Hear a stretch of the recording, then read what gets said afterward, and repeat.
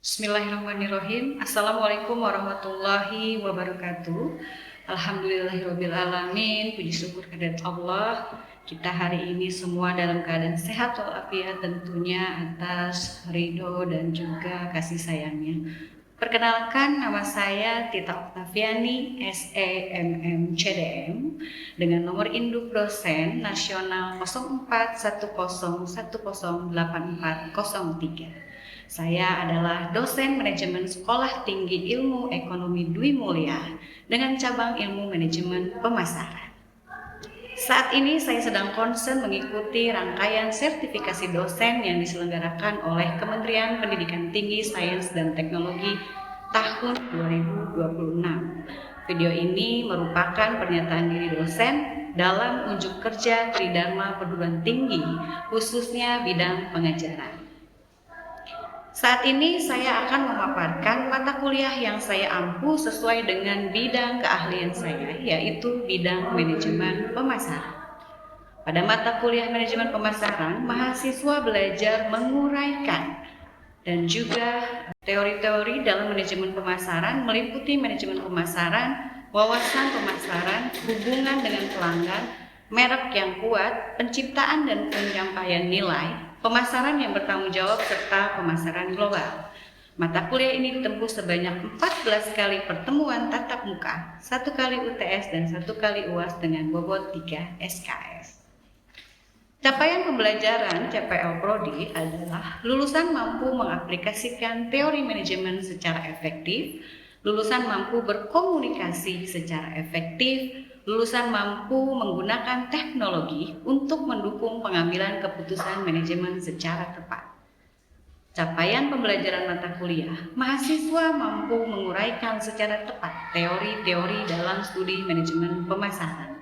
Mahasiswa mampu menunjukkan karakter tangguh, kolaboratif, adaptif, inovatif, inklusif, belajar sepanjang hayat, kewirausahaan di dalam kegiatan pembelajaran manajemen pemasaran.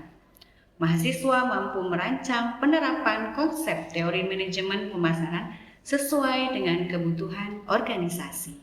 Dalam pertemuan kali ini, mahasiswa diharapkan mampu mendeskripsikan marketing manajemen teori. Yuk kita lihat bersama video pembelajarannya. Assalamualaikum warahmatullahi wabarakatuh. Assalamualaikum warahmatullahi wabarakatuh. Waalaikumsalam warahmatullahi wabarakatuh. Ya, alhamdulillah sudah amin. Hari ini kita bertemu untuk membahas atau mempelajari manajemen pemasaran di semester 4. Saya ucapkan selamat datang kepada teman-teman. Nah, kebetulan ini kan adalah pertemuan pertama, betul? Sudah kenal atau pernah dengan saya di semester sebelumnya? Sudah belum? Sudah ya. Jadi perlu perkenalan lagi? Boleh. Ya, perkenalkan. Nama saya Tita Oktaviani. Teman-teman, saya di sini kebetulan mengampu bidang studi manajemen pemasaran ya. Jadi teman-teman akan belajar mengenai manajemen pemasaran di semester 4. Oke. Sebelum kita memulai kelas, mari kita sama-sama berdoa menurut agama dan kepercayaannya masing-masing. Berdoa dimulai. Berdoa selesai. Oke. Sebelumnya kita absen dulu ya. Ini kabarnya baik semua? Sudah sarapan? Sudah. Jadi semangat ya, ada yang lemes, bisa mengikuti mata kuliah dengan baik. Oke. Sabila Aulia Deva.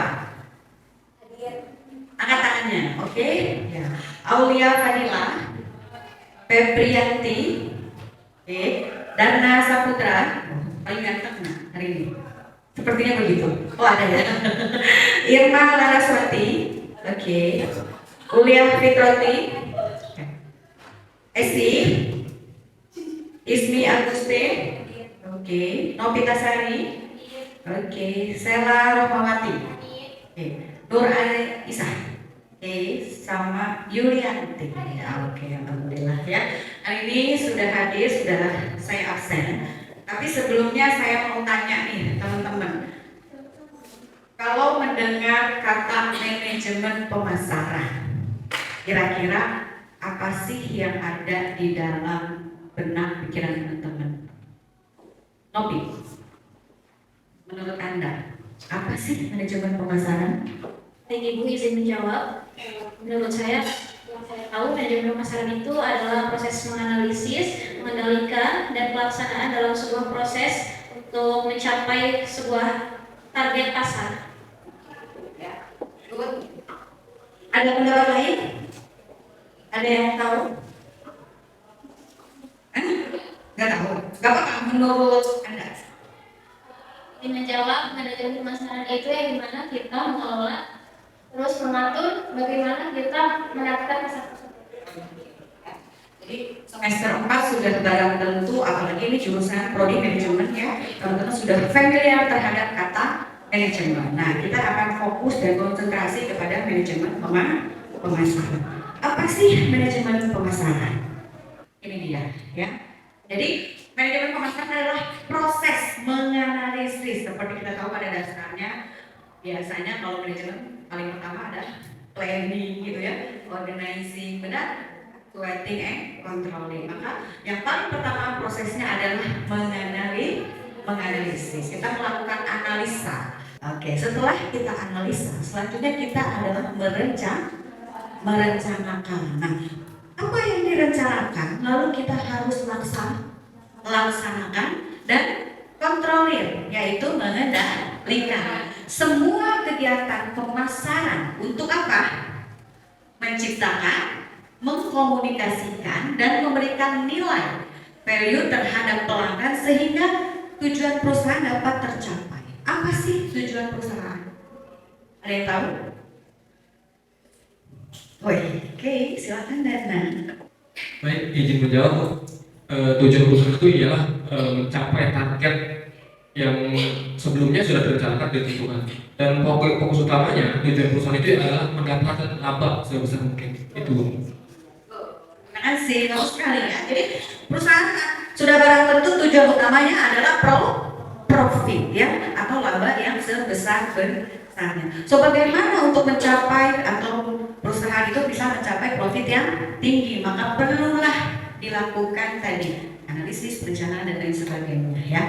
Itu pengertian dari manajemen pemasaran. Oke. Kalau menurut Philip Kotler dan Kevin Keller, marketing management is the art and science of choosing target markets ya, and keeping and growing customers through creating, delivering, and communicating superior customer value. Ini menurut Philip Kotler dan Kevin Keller ya. Teman-teman bisa cari nih referensi-referensi ya dari artikel, buku dan lain sebagainya untuk apa? Tahu pengertian dari manajemen pemasaran. Jadi ketika nanti sudah selesai materi mata kuliah ini, teman-teman bisa mendeskripsikan apa itu manajemen pemasaran. Oke. Lalu dia punya tujuan apa? Tujuan manajemen pemasaran. Boleh dibantu baca? Bisa?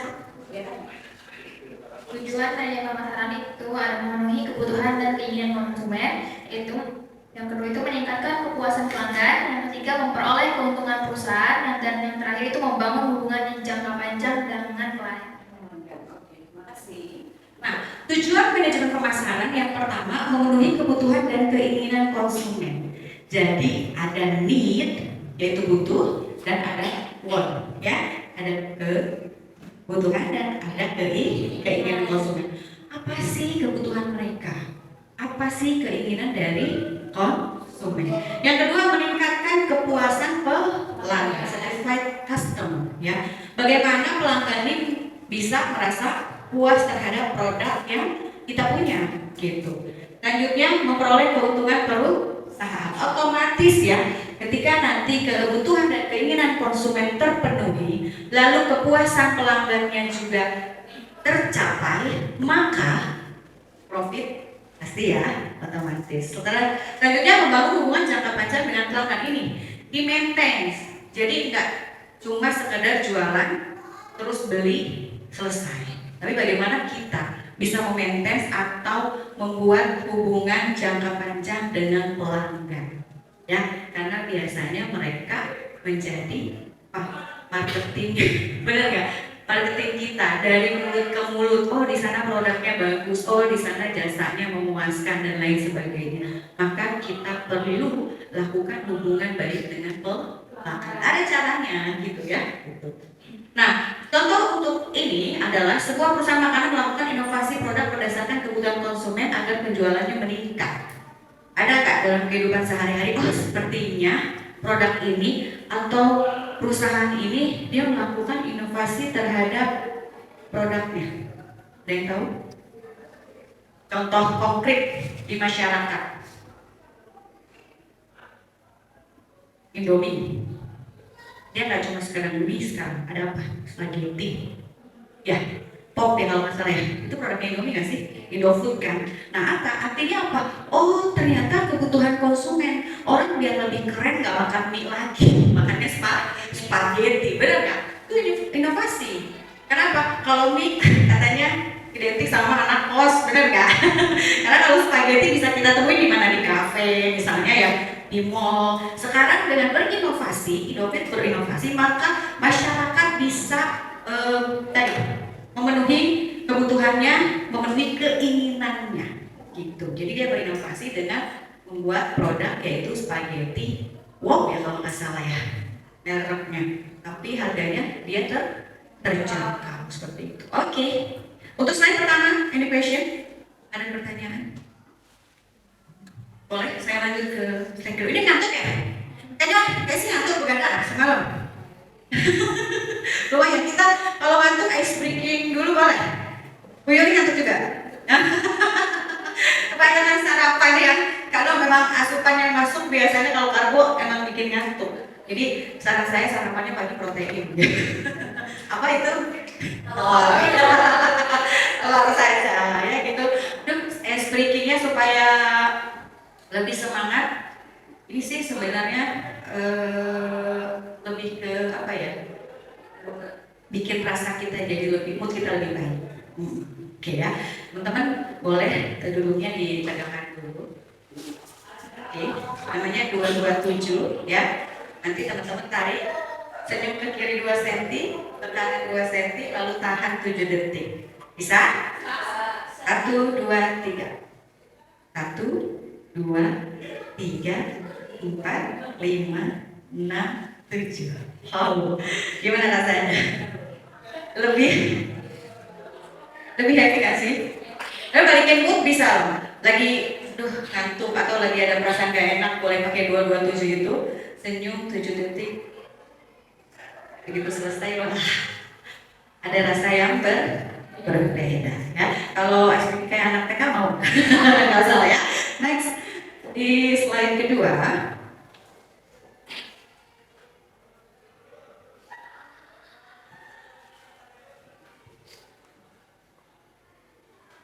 Pentingnya informasi dalam manajemen pemasaran. Jadi dalam manajemen pemasaran, ya, keputusan yang tepat harus didasarkan pada informasi yang akurat mengenai kondisi pasar. Saya pernah sampaikan bahwa dalam sebuah perusahaan ada beberapa divisi, benar nggak? Coba yang teman-teman tahu. Ini sebuah PT. Yang pertama divisi apa? Oke. ARD. Lalu terus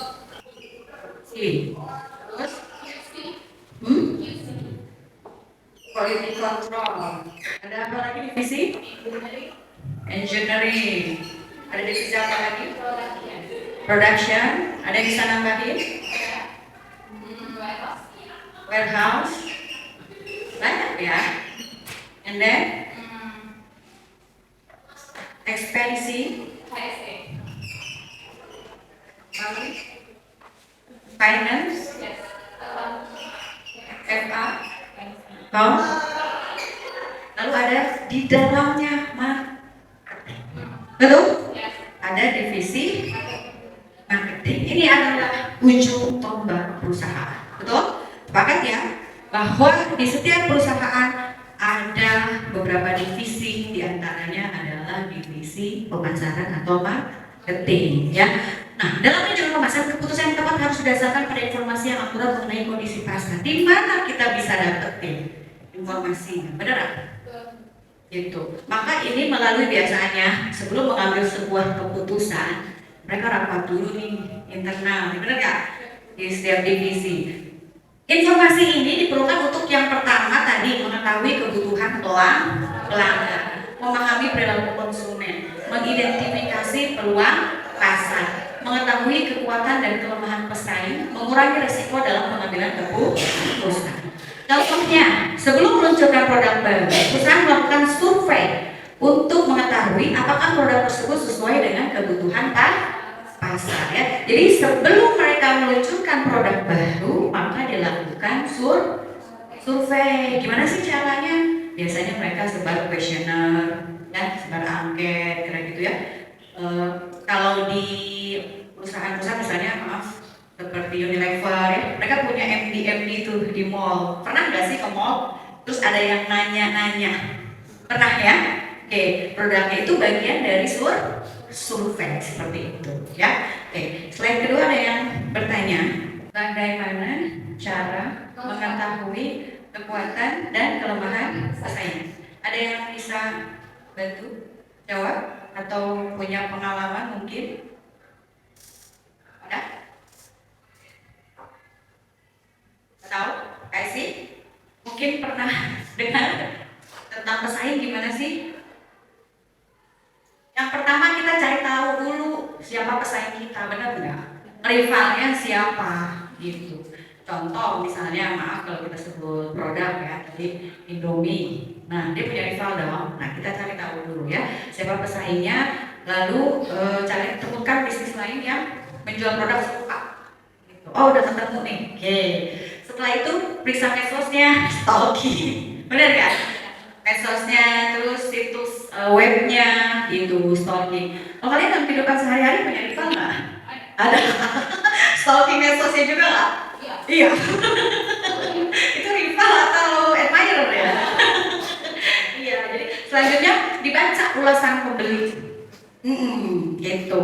Ibu kepo dong berarti kita. Ya kan kita mau cari tahu. Maka caranya adalah tadi yang pertama cari tahu pesaing kita siapa sih yang paling nih ya. Gitu. Terus yang kedua stalking sosmednya, terus stalking webnya, lalu baca ulasan pembeli apa sih yang menjadi kelebihannya, lalu cari komentar atau keluhannya gitu yang juga nanti bisa menjadi referensi kita. Terus setelah itu catat keunggulan mereka apa. Jangan mereka nih keunggulannya di misalnya di harga, misalnya di kemasan gitu atau di rasa, itu kan kita bisa tahu ya. Lalu setelah itu gunakan temuan untuk strateginya gitu ya. Itu ya Bu Yuli ya, kira-kira kalau misalnya nanti Bu Yuli ada di sebuah perusahaan terus mau tahu gimana caranya menemukan cara untuk mengetahui tadi itu poin keberapa?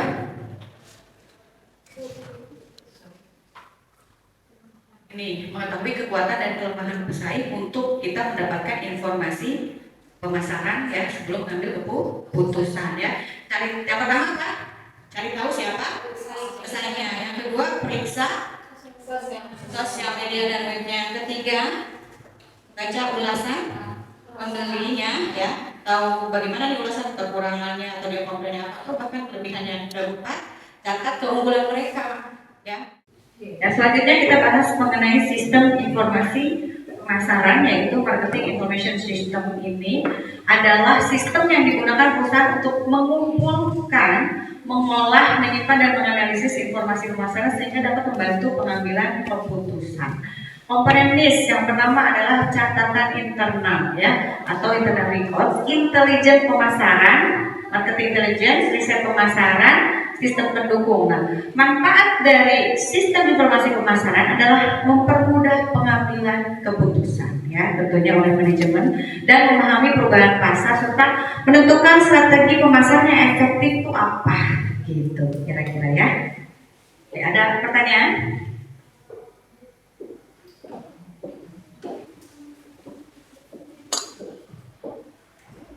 Assalamualaikum warahmatullahi wabarakatuh. Saya Ismi Agustin izin bertanya, apa saja yang menjadi bagian dari catatan internal dalam sistem informasi pemasaran ini? Terima kasih. Jadi apa aja sih yang menjadi bagian dari catatan internal ya? internal perusahaan. Dia punya apa? Punya laporan keuangan. Nah, itu juga adalah sebuah informasi ya. Laporan keuangan di dalamnya ada laporan penjualan tentunya ya. Selanjutnya ada siklus pesanan atau pembayaran. Jadi isinya dia proses saat tenaga penjual ya, penyalur atau pelanggan mengirim pesanan, membuat faktur hingga pengiriman barang. Nah, kalau tingkat persediaan ya, itu juga memberikan informasi mengenai apa? Catatan jumlah stok barang di gudang yang siap dikirim atau yang sudah habis dan perlu dipesan kembali. Lalu ada data keuangan, informasi mengenai piutang, hapus kas, terus hutang dan biaya operasional berkaitan dengan aktivitas pemasaran. Jadi ada berapa komponen? Yang pertama, siklus pesanan pembayaran. Terus ada laporan penjualan, ada tingkat persediaan, lalu ada data keuangan atau laporan keuangan. Ini komponen-komponen ya yang menjadi apa Ismi? Tadi pertanyaan catatan internal seperti itu ya. Oke, ada lagi? Kita ke slide selanjutnya. Faktor yang mempengaruhi permintaan. Nah, permintaan dipengaruhi oleh berbagai faktor, diantaranya harga produk, pendapatan konsumen, selera dan gaya hidup, jumlah penduduk, prognosi, nah, kondisi ekonomi, selanjutnya musim, aktivitas pesaing. Contoh, penjualan minuman dingin meningkat saat musim kemarau karena suhu udara yang lebih panas. Ya. Ini ada pertanyaan untuk faktor yang mempengaruhi permintaan. Terima kasih Ibu, izin bertanya, apa sih contoh real yang ada di dalam masyarakat yang menyatakan bahwa pendapatan konsumen itu dapat mempengaruhi yang namanya permintaan? Terima kasih. Terima kasih, good ya. Jadi faktor yang mempengaruhi permintaan salah satunya adalah pendapatan konsumen. Teman-teman pernah nggak sih ngerasa nih ketika pendapatan kita bertambah, maka yang tadinya makan di warteg misalnya jadi pindah tuh ke resto, bener nggak? Terus beli sendal, tadinya yang yaudah yang simpel, yang jepit, yang murah. Ketika pendapatan bertambah, cari yang bermerek. Itu faktanya di masyarakat seperti itu.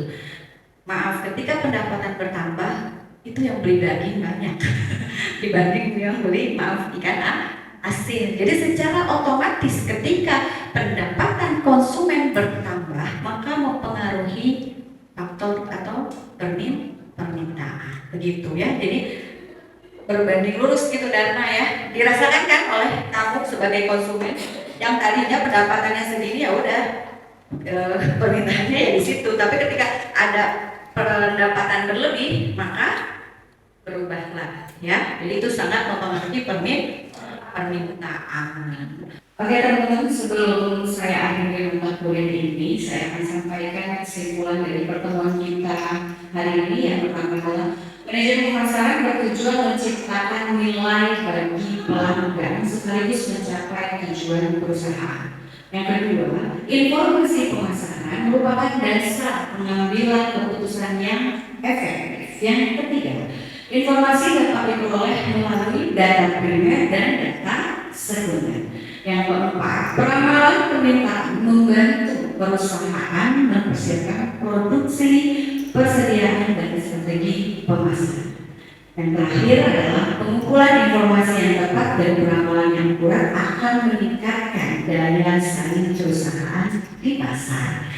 Oke teman-teman, selesai sudah mata kuliah manajemen pemasaran hari ini ya. Saya harap teman-teman bisa kembali membaca, mereview tadi apa yang sudah saya sampaikan. Saya senang sekali jika teman-teman nanti bisa berdiskusi atau ada hal-hal yang perlu ditanyakan, bisa teman-teman WhatsApp ke nomor yang sudah saya sampaikan. Jadi nanti kita bisa berdiskusi untuk di pertemuan selanjutnya. Oke, terima kasih banyak. Sehat selalu. Wassalamualaikum warahmatullahi wabarakatuh.